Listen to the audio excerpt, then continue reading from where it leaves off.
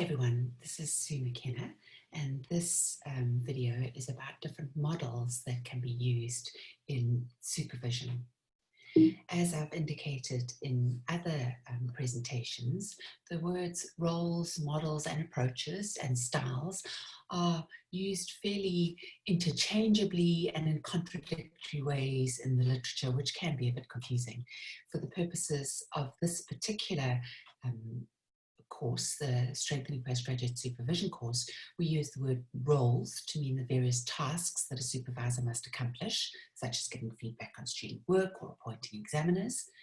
We use the terms styles or approaches as the ways in which a supervisor interacts with the student. So that's got to do with your manner, and that's where we really address issues of power relations.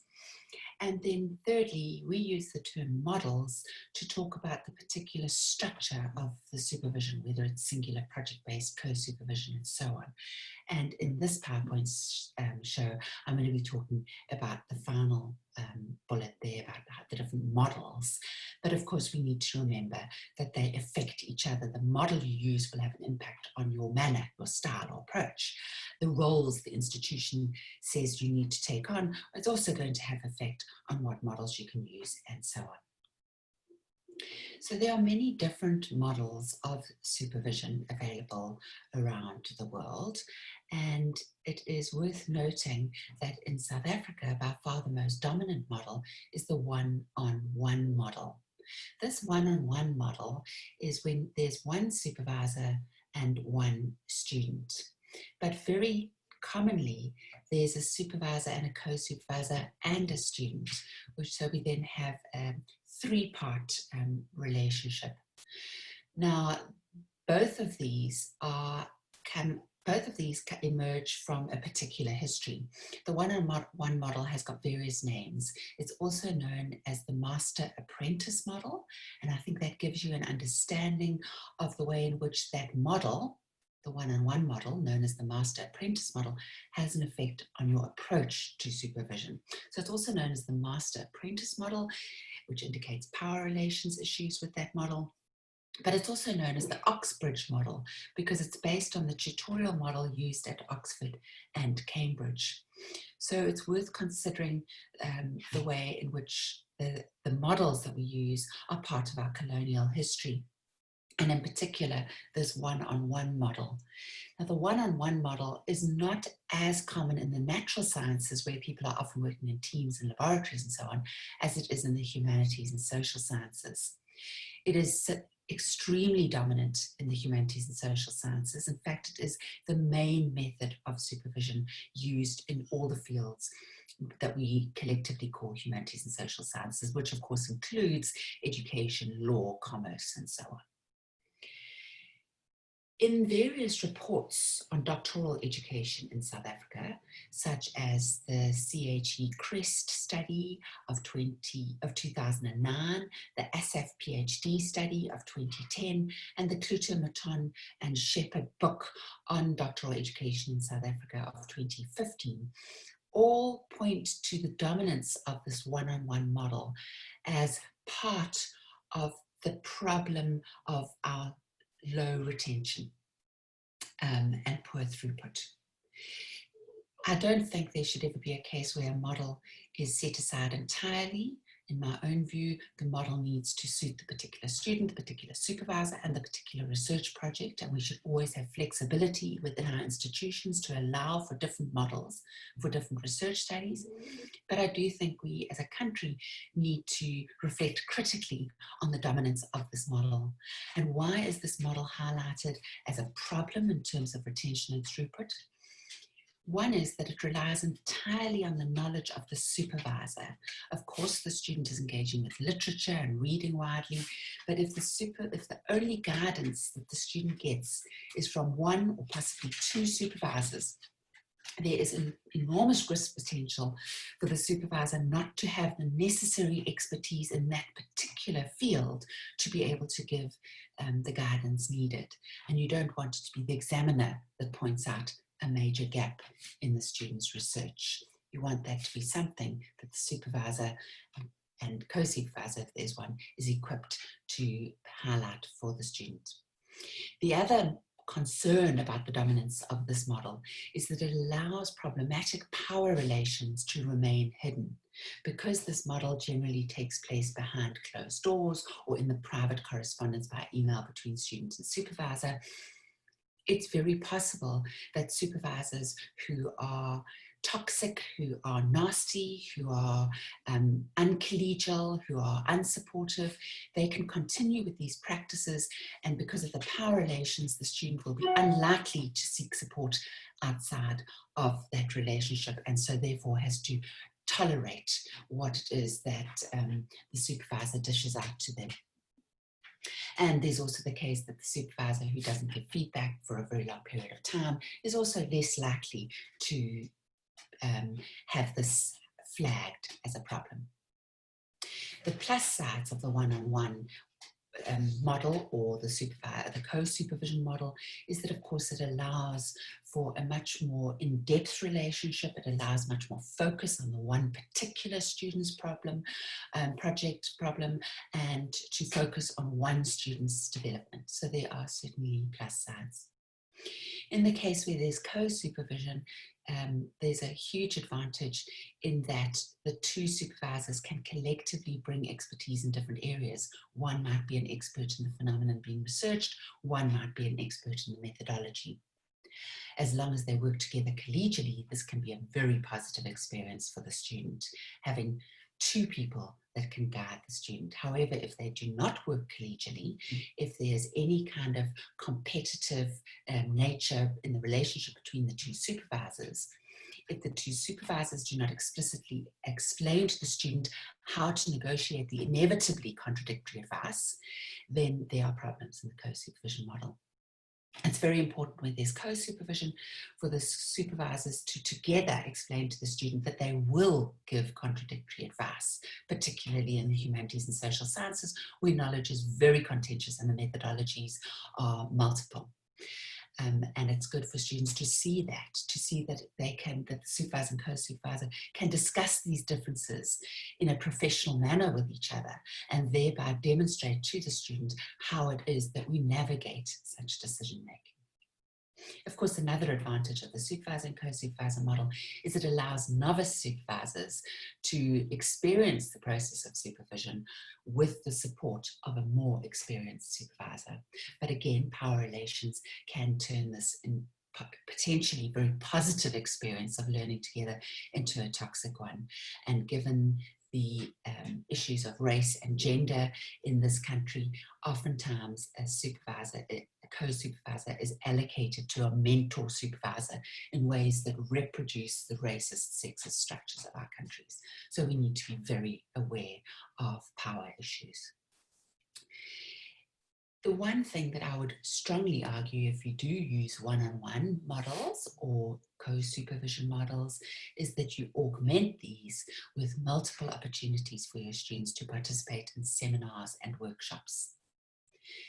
The lonely scholar model of supervision, that's another term often used for the one-on-one model, the lonely scholar model, is very problematic if the student feels very alone, if they don't feel that they can talk very casually with their supervisor and or co-supervisor, then they can feel that this model is indeed extremely lonely. However, if alongside this model, they are encouraged to talk about their research to other academics who are not their supervisors, if they are encouraged to discuss their research and get feedback from their peers, if they are encouraged to attend seminars, and if indeed the supervisor organizes seminars in the department or in the faculty for their own and other postgraduate students, then this mitigates many of the problems inherent in the one-on-one and co-supervision model.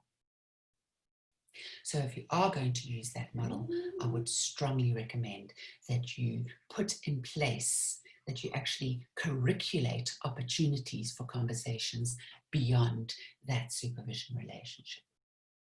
There are other models such as project supervision. This is very common in the natural sciences, where an entire laboratory of postgraduate students will be working on one large project, which the main supervisor has usually got funding for, and each student will undertake a particular portion of that project. This is becoming more common in the humanities and social sciences, where supervisors will find a particular problem area that they themselves are deeply invested in researching, and will then call for applicants of postgraduate students to join their research project. And I'm a big believer in this. I believe that knowledge is best made collectively and collaboratively, and working in project teams allows students to share conversations around the literature and so on. Of course, in the end, the student has to write an individual PhD, but I think it's a mistake to confuse the individual product with an individual process. I'm a big believer in a collaborative, collective process. There's also panel supervision, which is very common in the Scandinavian countries. And in panel supervision, there are usually 4 or 5 supervisors, and one supervisor is the day-to-day supervisor that the student keeps in constant contact with. And the other supervisors only meet usually once every 2 or 3 months. And the entire panel of supervisors needs to have read all the work that the students done since their last meeting and prepared comments on that. And then they'll have a fairly lengthy supervision session where they discuss the students' progress and they give feedback collectively. Increasingly, there are doctoral programs or schools or postgraduate programs in schools, which may be a combination of any of the above. It may be bringing students who are one-on-one supervision model together. It may be project teams working together.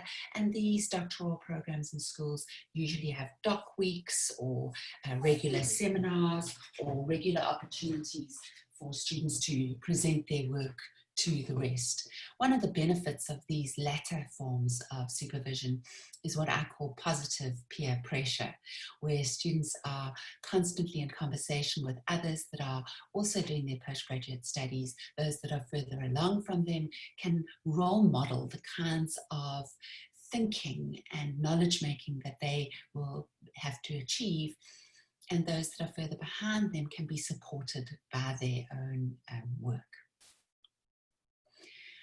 In some of these last ones, the 3, 4, and 5, there's often the inclusion of coursework. Again, I happen to be a big believer in coursework. I think it needs to be coursework very focused towards the student's own project and not too generic, but very much that the coursework helps them move towards the thesis. Very few doctoral programs in South Africa include coursework because our HEQSF, Higher Education Qualification Sub-Framework, indicates that the coursework may not count for credits towards a doctorate. This doesn't mean that you can't have coursework, it simply means that that coursework cannot count for credits. I personally have got a lot of experience of running project teams at doctoral level and including coursework as the preparatory year or 2 within the doctorate. And I find that this greatly enhances the retention of doctoral students. So there are, of course, other models. Maybe you can think through some of them or have a look in the literature for different models. But I would say that these are the main models, each of which has its advantages and disadvantages. But I would urge you to read up on and to consider experimenting with some of the lesser used models, because I think that our particular postgraduate education, particularly at doctoral level, is extremely conservative in South Africa.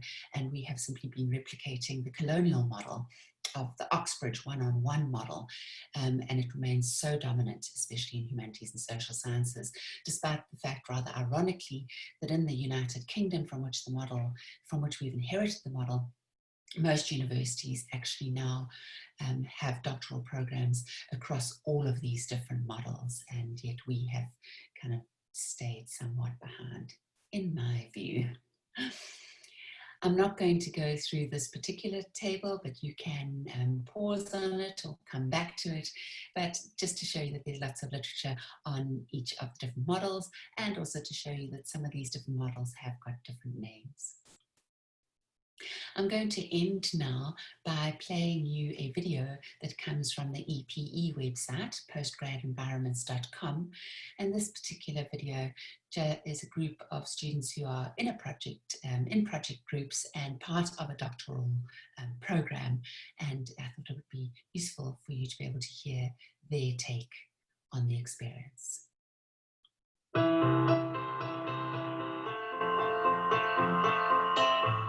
Demand for postgraduate education far outstrips supply, as funding for study at this level is extremely limited, and supervision capacity is low because of the low number of academics with the necessary qualifications and experience.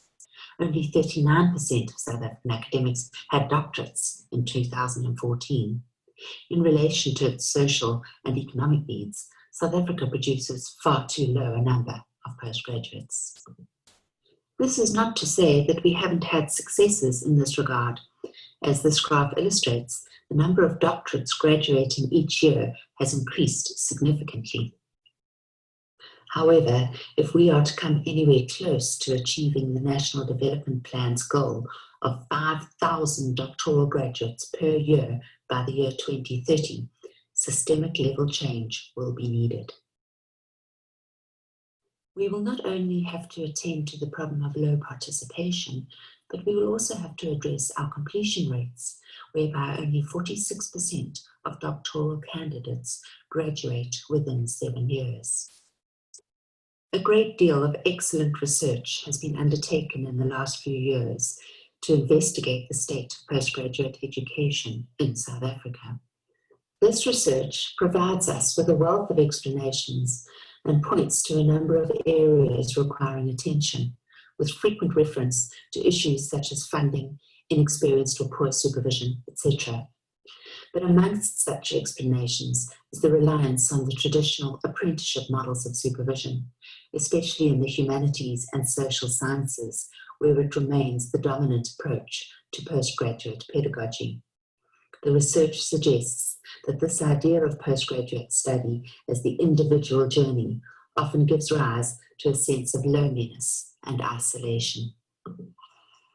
We are the Institutional Differentiation Group, and we have been working as a team. In contrast to the one-on-one apprenticeship model of postgraduate education, project teams bring together a number of scholars to tackle a shared problem area, typically with a shared theoretical approach or methodology.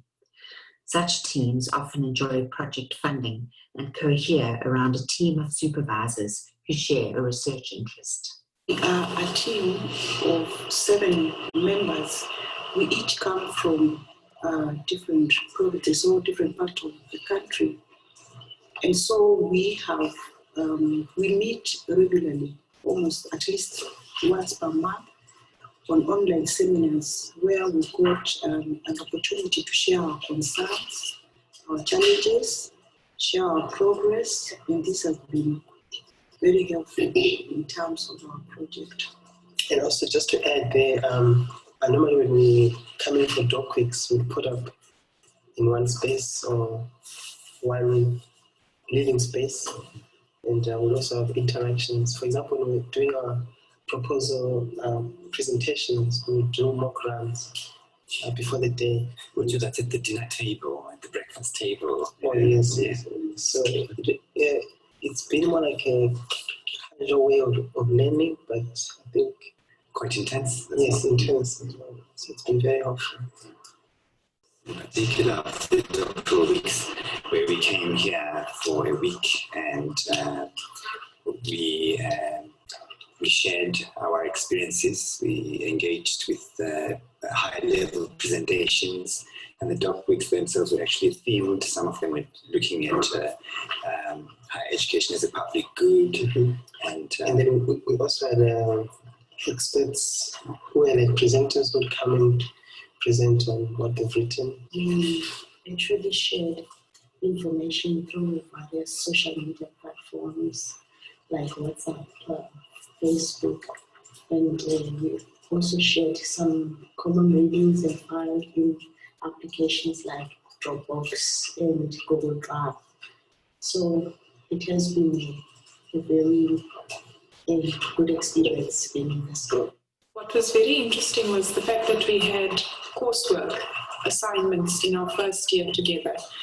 And what stood out was we peer review our colleagues' work. And that was very interesting because you really then got a bit of insight as to where you are lacking, as well as where your colleague needs a bit of support, etc. So that I found very, very helpful. And I think because it was at the beginning of the whole journey, it gave you just a bit of confidence to know that indeed, we are not alone, we're journeying together. And just to add also, one of the highlights for me, I think one of the programs which was very helpful was the structured writing retreats. Like now we're actually at a week-long writing retreat, whereby we have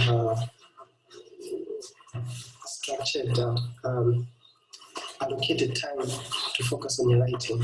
To Pomodoros. Yes, techniques like Pomodoros, shut up and write, where you block all negative disturbances and focus on writing. When we are down, we get support from the colleagues. I call my aunt and cry a lot, and she gives me some consolation over the phone. Yeah, she says you can do it, and afterwards I can go and read. Yeah.